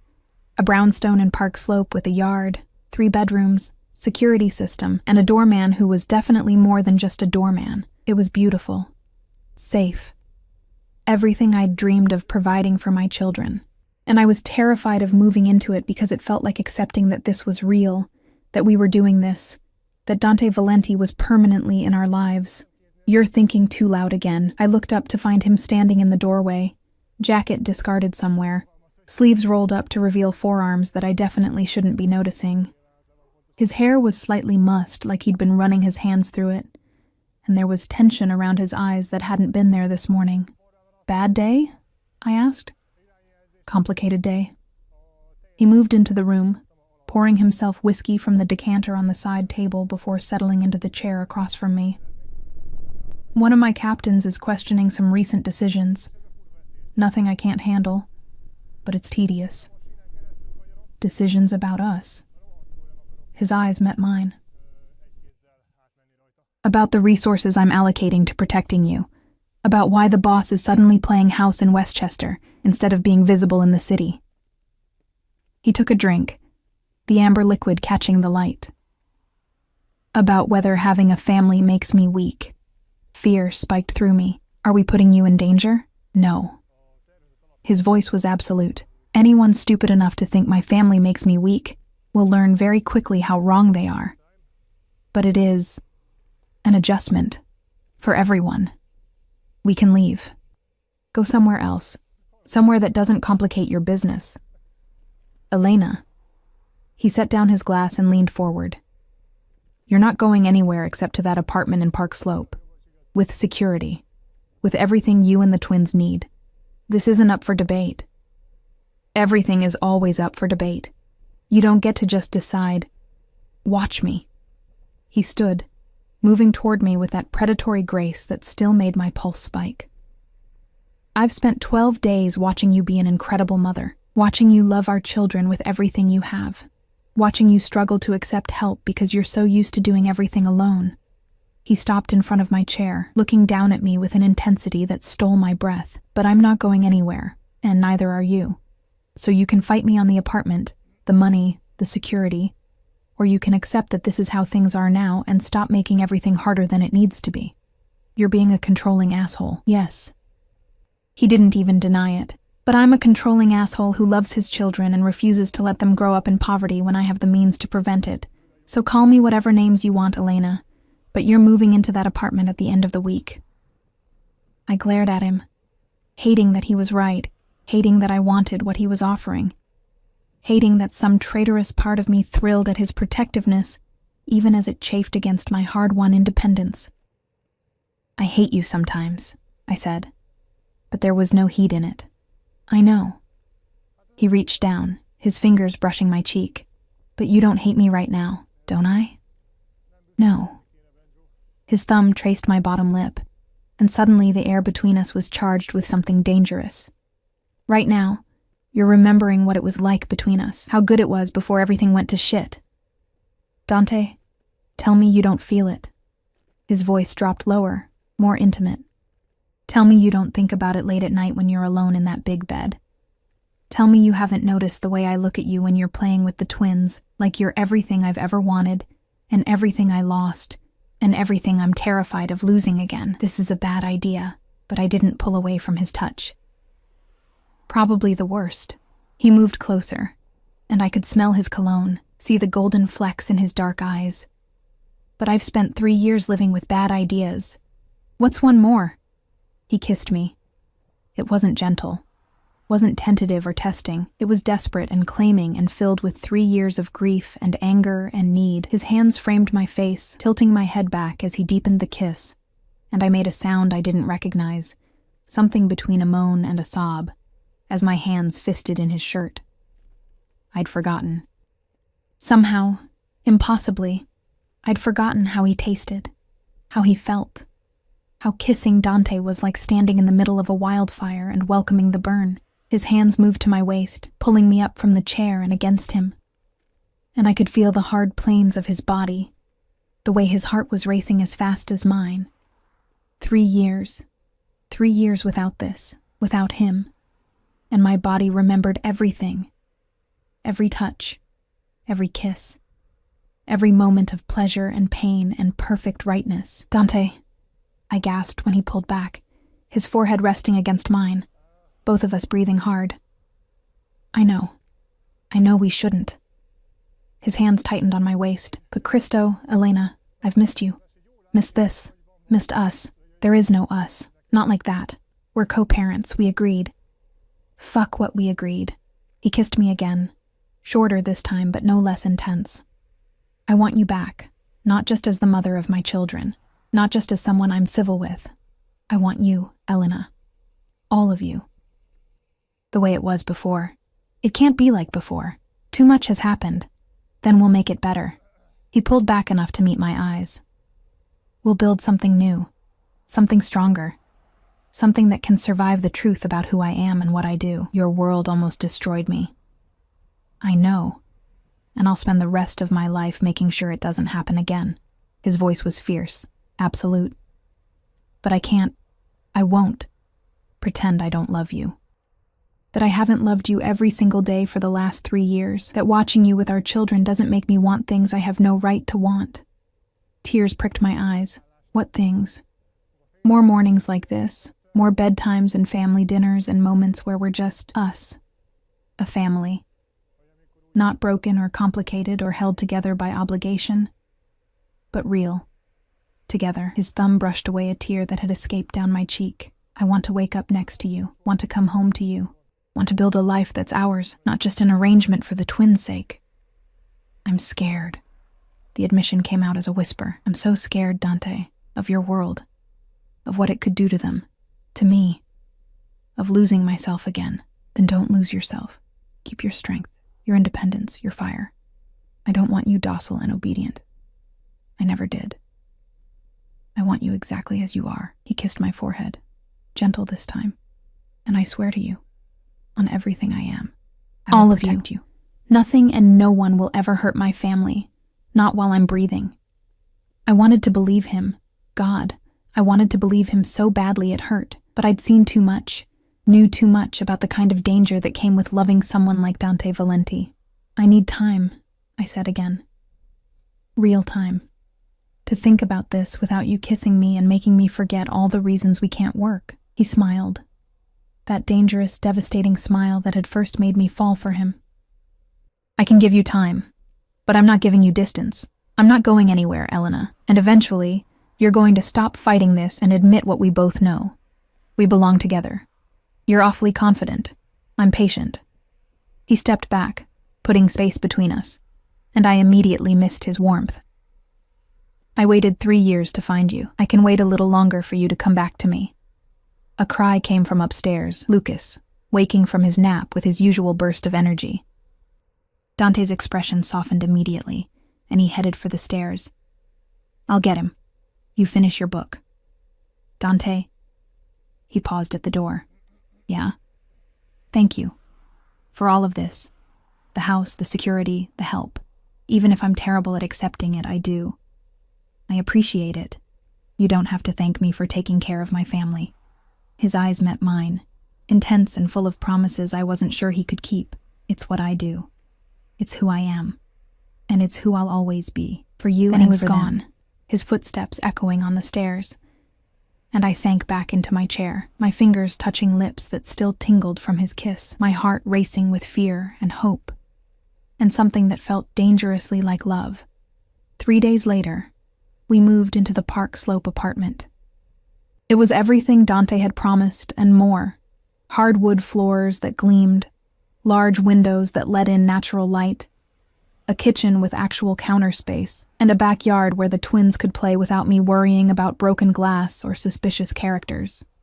The security was discreet but present, the doorman cheerful but clearly ex-military, and the building itself was beautiful in that old New York way that spoke of history and permanence. Dante had furniture delivered, kid-friendly but stylish, comfortable but durable. He'd stocked the kitchen with food, the bathroom with supplies, and the nursery with more toys than 2 children could play with in a year. He'd thought of everything, down to the coffee maker that was the exact brand I preferred, and the lavender pillow spray I used to help me sleep. It was perfect. It was terrifying. Because accepting the apartment and the security and the life he was building for us, felt like accepting him back into my heart. And I wasn't sure I was ready for that. But watching Lucas run through the backyard, squealing with delight at having space to play, watching Sophia explore her new room with wide-eyed wonder, I couldn't regret it. Whatever complicated feelings I had about Dante, I couldn't regret giving my children this. He showed up for dinner that first night, bringing Italian takeout from a restaurant in Little Italy that I'd once told him was my favorite. We ate at the new dining table while the twins made a glorious mess with spaghetti, and it felt so normal, so domestic, that my chest ached with the possibility of it. After dinner, after baths and bedtime stories and finally getting both twins to sleep, we stood in the kitchen drinking wine and pretending we weren't hyper-aware of each other's proximity.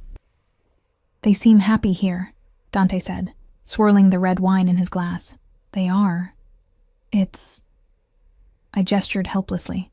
"It's more than I ever dreamed of giving them." "Thank you. Stop thanking me." He set down his glass and moved closer. "They're my children. This is the bare minimum of what they deserve. Still, I appreciate it." We stood in silence for a moment, the air heavy with unspoken words. Outside, the city hummed its endless symphony of sirens and traffic and life. Inside, there was just us, and the quiet sound of the refrigerator, and everything we weren't saying. "I should go," Dante said finally. "Let you settle in." "Okay." But neither of us moved. We stood there in the kitchen, the space between us charged with possibility and fear, and 3 years of history that wouldn't simply disappear because we wanted it to. "Elena, stay." The word came out before I could stop it. "Tonight, just stay. Not like that. But the twins will wake up tomorrow morning, and it would be nice if you were here. If we could have breakfast together, as a family." Something fierce and possessive flashed in his eyes. "You're sure?" "No, but I'm asking anyway." He smiled, slow and devastating. "Then I'll stay." He took the guest room. We were careful not to cross that line, not to push too fast too soon. But knowing he was in the apartment just down the hall made something in me settle, made the night feel less lonely, the darkness less absolute. And when I woke the next morning to the sound of him making coffee and the twins' laughter echoing from the kitchen, something in my heart clicked into place. This was real. This could work. Maybe, just maybe, we could build something lasting from the broken pieces of what we'd lost. The weeks that followed established a new normal. Dante came every morning, often staying late into the evening. He taught Lucas to count in Italian. He rocked Sophia through her nightmares. He fixed the wobbly table leg and assembled the bookshelf I'd been putting off, and integrated himself into our lives so seamlessly that it became harder to remember what it had been like without him. We didn't talk about labels, didn't define what we were to each other beyond co-parents, but the touches lingered longer, the glances grew heated, and more nights than not, he stayed in the guest room until it stopped feeling like a guest room and started feeling like his room. 2 months after we'd moved in, Lucas took his first tumble down the stairs.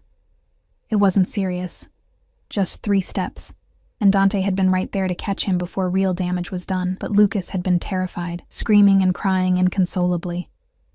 I'd scooped him up, checking for injuries, while Dante hovered with barely controlled panic. "Is he okay? Should we call a doctor? Cristo, I should have been watching more carefully." "He's fine, just scared." I bounced Lucas gently, rubbing circles on his back. "You're okay, baby. Just a little tumble."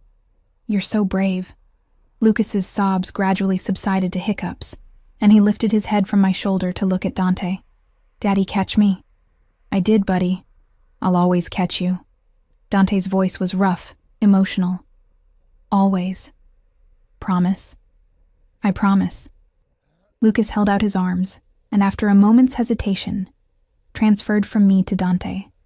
wrapping his small arms around his father's neck.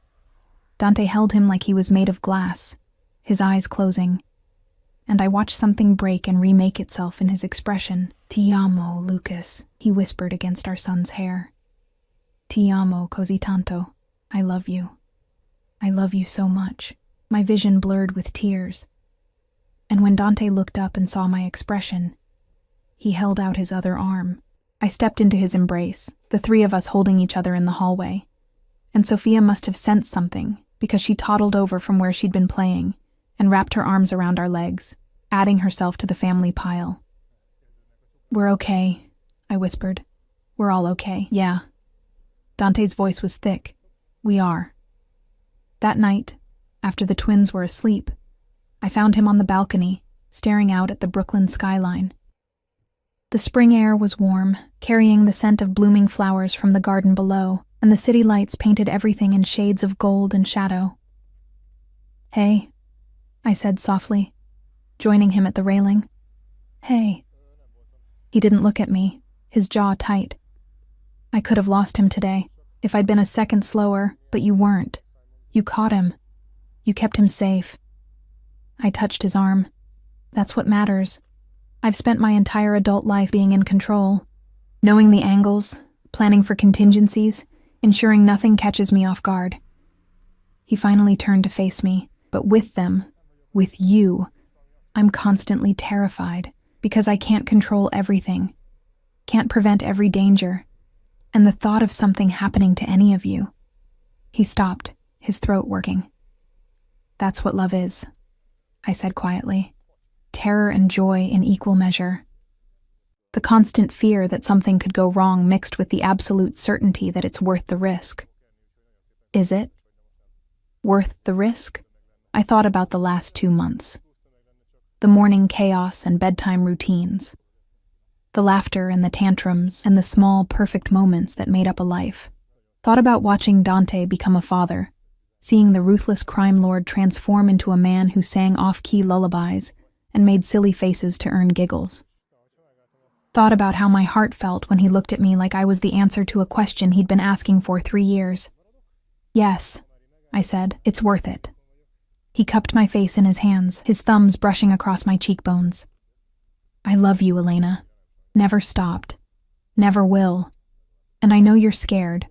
I know I fucked up before, but I swear to you, I will spend every day proving that we can make this work, that my world doesn't have to destroy us, that we can build something strong enough to survive anything. I love you too." The words tumbled out, 3 years overdue. God help me. I love you too. Even when I was running, even when I was terrified, I never stopped loving you. He kissed me then, deep and claiming and full of promises we were both committing to keep. And when we finally pulled apart, both breathless, he pressed his forehead to mine. "Marry me." I blinked. "What? Marry me? Not someday? Not eventually? Let me make this official. Let me give you my name. Give the twins legitimacy in my world. Give us the protection that comes with being family in every sense of the word." "Dante, you don't have to answer now. Think about it. But know that I'm serious. I want everything, Elena. The ring, the vows, the life together. I want to wake up next to you every morning and fall asleep with you every night. I want more mornings like the ones we've had and more children if you want them and a lifetime of building something beautiful from this mess we've made." My heart hammered against my ribs. 3 months ago, I'd been serving tables and barely surviving. Now, I was standing on a balcony in Brooklyn, with the father of my children asking me to marry him, and the terrifying thing was, I wanted to say yes. "Ask me again," I whispered. "In 6 months, after we've had time to really build this, to make sure it's not just the novelty or the children bringing us together. Ask me when you're sure, and when I'm sure, and when we both know this is forever." He smiled, that dangerous, devastating smile. "I'll ask you every day for 6 months if that's what it takes, and in 6 months, when you say yes, I'm going to marry you so fast you won't have time to change your mind." Pretty confident. Always. He kissed me again, softer this time. "I've waited 3 years to get you back. 6 more months is nothing." He kept his promise. Every single day for 6 months, Dante Valenti asked me to marry him. Over morning coffee, during bedtime stories, in the middle of grocery shopping while Lucas demanded cookies and Sofia tried to climb out of the cart. He asked in Italian and English, seriously and playfully, with grand gestures and quiet moments, and every day I fell more in love with him. We built a life. Not the one we'd had before, but something better. Something forged from honesty and trust and the shared determination to protect what we'd created. He kept his promise about the violence, handling business away from home and never bringing darkness into our sanctuary. I kept my promise about letting him be involved, sharing every decision and milestone and mundane moment of raising our children. We fought sometimes, argued about boundaries and control and the impossible balance between his world and the normal life I wanted for our family, but we always talked it through, always found compromise, always remembered that we were on the same side. And 6 months to the day after he'd first proposed, Dante asked me again. We were in the backyard, watching Lucas and Sofia play in their inflatable pool, the summer sun warm on our faces. He turned to me, taking my hand, his expression serious. "Elena Russo, will you marry me?" I looked at our children, splashing and laughing without a care in the world, looked at the man beside me who'd fought for us, protected us, loved us, with a fierceness that still took my breath away. Thought about the life we'd built and the future stretching before us. "Yes," I said, "yes, I'll marry you."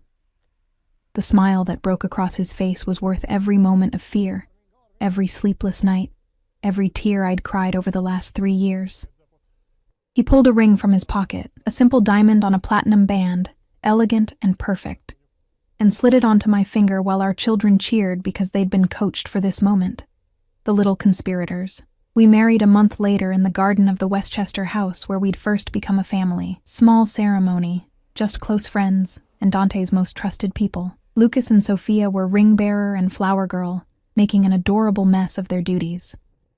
And when Dante kissed me as his wife, with our children laughing and the summer sun shining and the future bright before us, I knew we'd finally made it. We'd survived the darkness, survived the fear and the running, and the 3 years apart. And we'd come out the other side stronger, better, ready to build something that would last forever. That night, after the reception, after the twins were finally asleep in their room and we were alone in ours, Dante pulled me close. "Thank you," he whispered against my hair, "for giving me another chance, for letting me prove I could be the man you deserved. Thank you for never giving up." I kissed him softly. "For finding us, for loving us enough to fight for this. Always." His hands tightened on my waist. "For the rest of my life, Elena Valenti. You and our children. You're everything. My empire, my legacy, my reason for breathing. And I will protect that with everything I am. I know." And I did. Finally, completely, I trusted it. "I love you.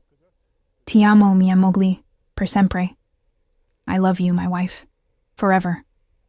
And as he kissed me, as we fell into bed together as husband and wife, as the city hummed beyond our windows and our children slept peacefully down the hall, I knew that forever was exactly what we'd have. We'd taken the broken pieces of our past and built something beautiful, something lasting, something worth every risk, every fear, every moment of pain. We'd built a family. And nothing, not his world, not danger, not the darkness that would always lurk at the edges, would ever tear that apart again.